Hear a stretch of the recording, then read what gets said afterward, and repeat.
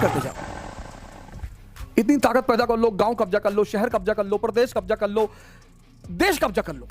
दिन तुम्हें एक बहाना मिलेगा रोने का, हर दिन। बस आदत डालनी है, चाहे रोने की डाल लो, चाहे हंसने की डाल लो। बहुत सारे लोग इस दुनिया में दुर्योधन सिंड्रोम से परेशान। हमसे कुछ लोग कहते हैं भैया भैया आप टॉप मॉडल की फॉर्च्यूनर ले लीजिए, बेकाबू। लेकिन मैंने कहा जिंदगी है सर खेल, यहां कुछ भी दुख मनाने जैसा नहीं है। हार तो तब है सर जब हम पैदा हुए थे मर्सिडीज लेके और मरे बिना मर्सिडीज के। लेकिन जब हम नंगे पैदा हुए और नंगे ही मरेंगे सर, ये जो खेल लाइफ है ना, ये जो जर्नी है, ये बर्थ और डेथ, ये जो जर्नी है ना सर, बर्थ और डेथ वाली, ये एक यात्रा है सर। आदमी यहां भी नंगा, आदमी यहां भी नंगा। जब दोनों जगह नंगा है तो अब इसको जीने के दो तरीके। एक, रो रो के जियो, रोज रो रोज। ये जो 95% आम आदमी है सर, ये वही है सर, रो रहे हैं सर। जिनके पास मारुति स्विफ्ट है ना, वो फॉर्च्यूनर के लिए रो रहे हैं।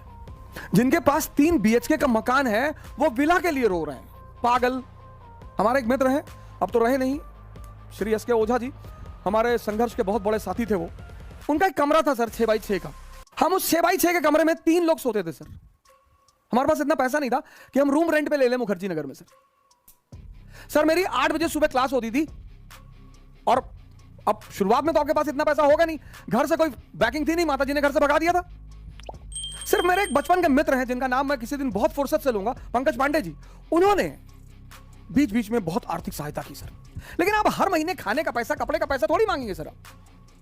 8 बजे से लेकर 2 बजे तक होटल में, 4 बजे ऑटो से कमरे पहुंचते थे, सुबह 8 बजे क्लास होती थी सर।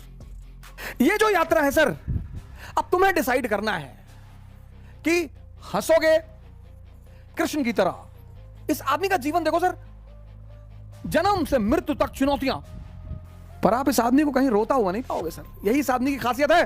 और दूसरी तरफ अगर आप देखो दुर्योधन, इसको बोलते हैं दुर्योधन सिंड्रोम। बहुत सारे लोग इस दुनिया में दुर्योधन सिंड्रोम से परेशान। हमसे कुछ लोग कहते हैं भैया भैया आप टॉप मॉडल की फॉर्च्यूनर ले लीजिए। काहे ले ले? क्यों ले ले? पेट्रोल भराने का पैसा दोगे? बहुत हमारे सिंपथाइजर हो तो खरीद के दे दो। नहीं, आपके ऊपर अच्छा नहीं लगता। अबे हम 20 इंच की साइकिल पे चलने वाले आदमी, हम फातिमा स्कूल साइकिल से जाते थे सर। हमारे फादर तो पोस्ट मास्टर थे सर, 9,000 सैलरी थी उनकी। तो अब उसके बाद हम जो भी कमा रहे हैं वो तो हम तो बेनिफिट में है सर। अच्छा क्या नहीं लगता? गांधी जी पैदल चलते थे।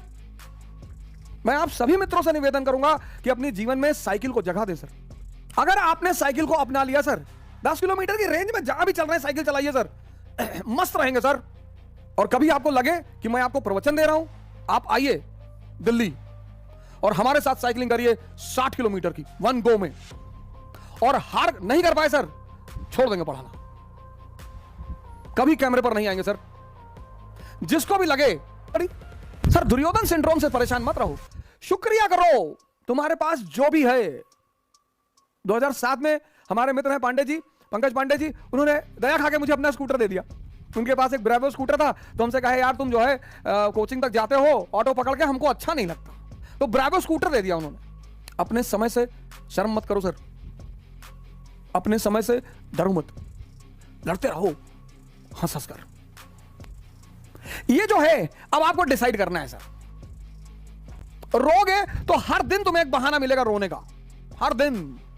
बस आदत डालनी है, चाहे रोने की डाल लो, चाहे हंसने की डाल लो। मैं एक पिक्चर मूवी देखा था, मुन्ना भाई MBBS है ना, वो डॉक्टर अस्थाना, बड़ी जबरदस्त। वो उस मूवी का वो मैसेज बड़ा जबरदस्त लगा। कहता मैं आपकी बेटी से शादी नहीं करना चाहता, मैं अब नहीं करूंगा आपकी बेटी से शादी। अब मुझे एक नई लड़की मिल गई है। तो कहता कौन? कहता वो डॉक्टर सुमन। तो हंसने लगता, कहता मुझे पता था कि तू सुन के हंसेगा जरूर। Laughing therapy. कभी कभी मूवियां अरबों अरबों रुपए का मैसेज दे जाती हैं, हम गौर नहीं करते सर। समझदार लोग अर्थ के लिए लड़ते हैं, मूर्ख लोग बर्थ के लिए लड़ते हैं। ये हमारा स्कूटर है, ये हमारी जमीन, एक बिस्सा जमीन है, एक बिस्सा ये हमारी जमीन, ले जाओ एक बिस्सा। जिस दिन मौका लगेगा तुम्हारा पूरा घर ही कब्जा कर लेंगे। कभी छोटी छोटी चीजों के लिए मत लड़ो, निगलेक्ट करते जाओ। इतनी ताकत पैदा कर लो, गांव कब्जा कर लो, शहर कब्जा कर लो, प्रदेश कब्जा कर लो, देश कब्जा कर लो, और ना कब्जा कर पाओ, हरिद्वार चले जाओ सर। जब कमजोर हो तो भजन करो, सुमिरन करो, ताकत बढ़ाओ, रो मत, रो मत। ये फिलिस्तीनी, ईरानी, इराकी, अफगानिस्तानी, पाकिस्तानी रो रहे हैं, हमको यहूदी मार रहे हैं। अबे तो क्यों मार रहे हैं, कभी पता करने की कोशिश किए हो? तुम कमजोर हो। नहीं नहीं नहीं, हम कमजोर नहीं भैया, हम मुसलमान हैं। मुसलमान हो, तुम कमजोर हो। जो भी कमजोर होगा ताकतवर उसको मारेगा। हम नहीं मार खाए। 18-19वीं शताब्दी में खूब पीटा अंग्रेजों ने, ईस्ट इंडिया कंपनी ने पटक पटक के मारा, पंडितों को मारा, ठाकुरों को मारा, भूमिहारों को मारा, मुसलमानों को मारा, किसको नहीं मारा उन्होंने। जब मैं आज देखता हूं ब्राह्मण सेना, करणी सेना, फलानी सेना, तो मैं सोचता हूं यार तुम कहां थे वो जब अंग्रेज थे, तब तुम कहां थे? बहुत मारा पटक पटक के, सबको मारा उन्होंने, बगल में बैठने नहीं देते थे। इस देश के उच्च वर्ग को नीच होने का एहसास हुआ अंग्रेजी शासन में। पर सर झटके तो चलते रहेंगे सर, हार जीत तो चलती रहेगी सर, उसका जिंदगी से कुछ भी लेना देना नहीं है। तुम सिर्फ हारते ही रहोगे ना तो भी महानता की श्रेणी में आ जाओगे। कि बंदा लड़ता रहा अंत तक। महमूद खलजी मालवा का एक रूलर था, डालिएगा विकिपीडिया पे, महमूद खलजी मालवा का शासक था। वो जिंदगी भर लड़ता रहा। कहते हैं उसका जो निवास स्थान था वो युद्ध का मैदान था, कभी गुजरात कभी राजस्थान, हमेशा तलवार लिए खड़ा रहता। आओ आज आप डालिए क्लास के बाद महमूद खलजी मालवा, हमेशा सर वो तलवार म्यान में रखा ही नहीं बंदा, कभी लड़ता ही रहा। उसको भी हिस्ट्री में लोग जानते हैं। रणजीत सिंह नहीं लड़े ईस्ट इंडिया कंपनी से, पंजाब के शासक थे Ranjit Singh, second largest army in Asia. आलू छीलने के लिए आर्मी बनाए हो? सेकंड लार्जेस्ट आर्मी, फौजे खास तोप रखे हैं। अपनी बिटिया की शादी में लगाओगे? ये सब क्यों बनाए थे? फौजे खास, लड़ना चाहिए था ना। जब सेकंड लार्जेस्ट आर्मी थी तो एक टेस्ट अंग्रेजों से कर लेते। नहीं लड़ा अंग्रेजों से बंदा, हालांकि महान आदमी है, ग्रेट रूलर है 18वीं शताब्दी का, लेकिन उसकी गलती एक ये बहुत बड़ी है कि उसने अंग्रेजों से लड़ाई नहीं लड़ी। लड़ना चाहिए था। अंग्रेजों ने कहा सिर्फ सतलज के इस पार नहीं आओगे, अगर नहीं आएंगे भैया, लड़ना चाहिए था। वही अंग्रेज, वही सेना उसकी जानी दुश्मन बन गई उसके मरने के बाद।